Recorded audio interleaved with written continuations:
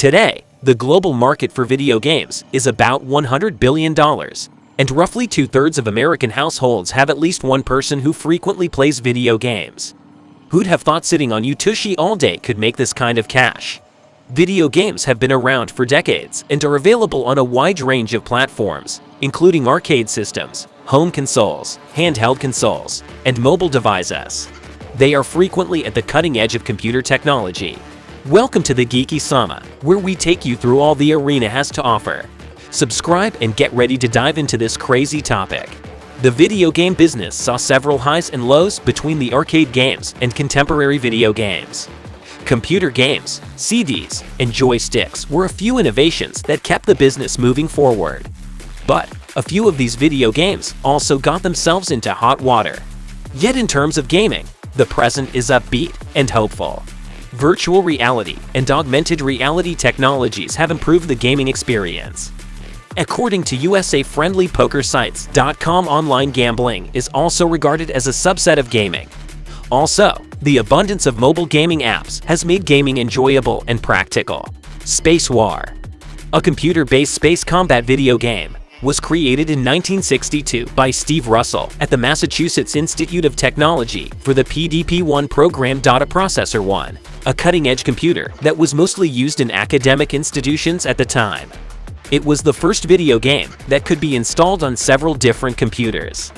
Ralph Baer and his team at Sanders Associates, Inc. created the first multiplayer, multi-program video gaming system that could be used on a television in 1967. The brown box was the name given to it. Baer, frequently referred to as the father of video games. It's not like he magically manifested the baby, which is the video game. Licensed his invention to Magnavox, who released the Odyssey, the first home machine for video games, in 1972. The outdated Odyssey console would eventually fade out commercially over the following few years. Nonetheless, one of the Odyssey's 28 games served as the model for Atari's Pong, the company's 1972 release of the first arcade video game. Pong was made available for home use by Atari in 1975, and it was just as popular as the arcade version. Magnavox and Sanders Associates will ultimately file a lawsuit against Atari for copyright infringement. Magnavox went on to win more than $100 million in copyright disputes involving the Odyssey and its video game patents over the following 20 years after Atari settled and agreed to use the Odyssey under license. The second generation of video game consoles began in 1977 when Atari introduced the Atari 2600, also known as the Video Computer System, a home system with joysticks and interchangeable game cartridges that supported multicolored games. Due to a number of factors, including an oversaturated game console market, competition from computer gaming, and an abundance of overrated, subpar games, like the infamous CD, an Atari game based on the eponymous movie and frequently regarded as the worst game ever made, the North American video game industry experienced a significant crash in 1983. When we say crash, we mean like going off the highway kind crash and then flying off a cliff. The crash, which lasted a few years, caused a number of personal computer and video game console manufacturers to go out of business. When the Nintendo Entertainment System (NES), also known as Famicom in Japan, was released in the United States in 1985, the video game home market started to rebound. The 8-bit visuals, colors, music, and gameplay on the NES were superior than those on earlier platforms. Super Mario Bros., The Legend of Zelda, and Metroid are just a few of the notable video game brands created by Nintendo, a Japanese corporation that got its start in 1889 as a maker of playing cards. In order to fight hurried, subpar software, Nintendo also set certain restrictions on third-party games created on their platform. Many other successful titles created by outside parties, including Mega Man by Capcom, Castlevania by Konami, Final Fantasy by Square, and Dragon Quest by Enix, were also launched. Still remember smacking those baddies to Kingdom Come? Sega debuted its 16-bit Genesis gaming platform in North America in 1989 as a follow-up to its 1986 Sega Master System, which struggled to compete with the NES. The Genesis made strides against the NES thanks to its technological advantages, savvy marketing, and the 1991 debut of the Sonic the Hedgehog video game. The first actual console war began in 1991 when Nintendo debuted its 16-bit Super NES device in North America. On both systems, a ton of well-liked games were released in the early to mid-1990s, including fresh brands like Street Fighter II and Mortal Kombat, a fighting game that featured blood and gore on the Genesis version of the game.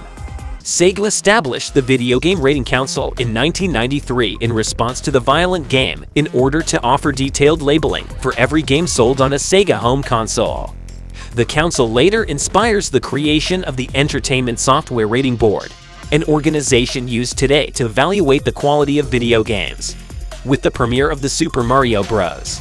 Live-action movie in 1993 and the subsequent 2 years' worth of Street Fighter and Mortal Kombat, video games suddenly made their way to the big screen in the mid-1990s. The three-dimensional age of gaming began with the fifth generation of video games. 5 months ahead of schedule, Sega introduced its Saturn system in North America in 1995, making it the first 32-bit console to play games off CDs as opposed to cartridges. In order to compete with Sony's PlayStation, which was released later that year and sold for $100 cheaper than the Saturn, this adjustment was made. The Nintendo 64, a 64-bit system based on cartridges, was introduced by Nintendo the following year. Despite the fact that Sega and Nintendo each released a number of 3DR games that were well received and true to their respective brands, such as Virtua Fighter on the Saturn and Super Mario 64 on the Nintendo 64, the established video game companies were unable to compete with Sony due to the PlayStation's extensive third-party library. Microsoft's Xbox 360, Sony's PlayStation 3, and Nintendo's Wii launched the current era of high-definition gaming in 2005 and 2006. Although the PlayStation 3, which at the time was the sole Blu-ray player, was a commercial success in and of itself, Sony was now up against fierce competition from its rivals. The Xbox 360, which had graphics capabilities comparable to those of the PlayStation 3, was praised for its online gaming community and won a disproportionate number of Game Critics Awards in 2007. It also included the Microsoft Kinect, a cutting-edge motion capture system that provided an alternative method of playing video games. The Wii outsold its rivals in sales despite being technologically inferior to the other two systems. With the advent of motion-sensitive remote controls, gaming became more active than ever before, capturing the interest of a far wider range of the populace, including seniors living in retirement communities. A more casual gaming audience was reached as video games moved to social media sites like Facebook and mobile devices like the iPhone during the end of the previous decade and the start of the next. According to reports, Rovio, the company that created the popular Angry Birds mobile game, made an astounding $200 million in 2012. Skylanders, Spyro's adventure, released in 2011, integrated video games into the real world. In order to use the plastic toy figurines in the game, players had to place them on an accessory that reads the NFC tags on the toys. Many sequels and other toy video game hybrids, like Disney Infinity, which includes Disney characters, would appear over the following few years. The Wii U from Nintendo launched the 8th generation of video games in 2012, and the PlayStation 4 and Xbox One followed in 2013. The Wii U was a commercial disaster, the reverse of its rivals, and was discontinued in 2017 despite having a touchscreen remote control that permitted off-TV gaming and supporting Wii games. The only console that supports both television-based and handheld gaming is the Nintendo Switch, which was released by Nintendo in the first quarter of 2017. Microsoft launched its 4Kelvin-capable system, the Xbox One X, in late 2017, and the Xbox Series X and Series S in 2020. Sony introduced the PlayStation 5, the PlayStation 4 replacement, in 2020.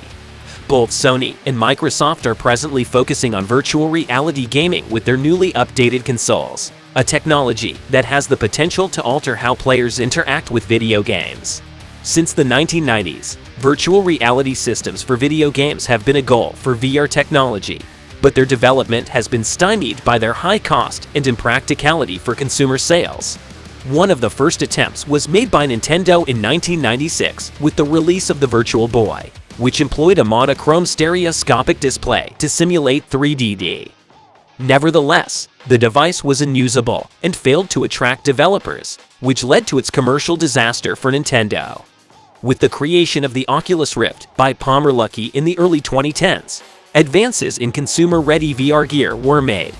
In 2014, Facebook paid $2 billion to acquire the firm and its technology after seeing the Rift on display at trade exhibitions in 2013. Soon later, Sony introduced its PlayStation VR in 2016, while Valve and HTC unveiled the 2015 original HTC Vive. Afterwards, Valve created its own brand of VR hardware, the Valve Index, which was released in 2019.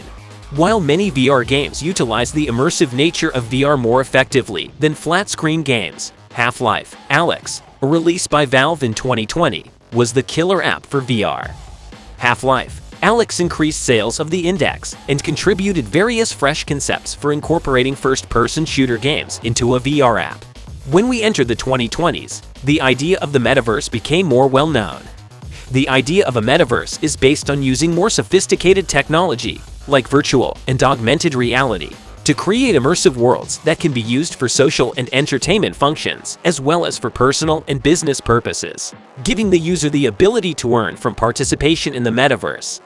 This is similar in nature to the social spaces of Second Life. Thank you for watching. Follow for more.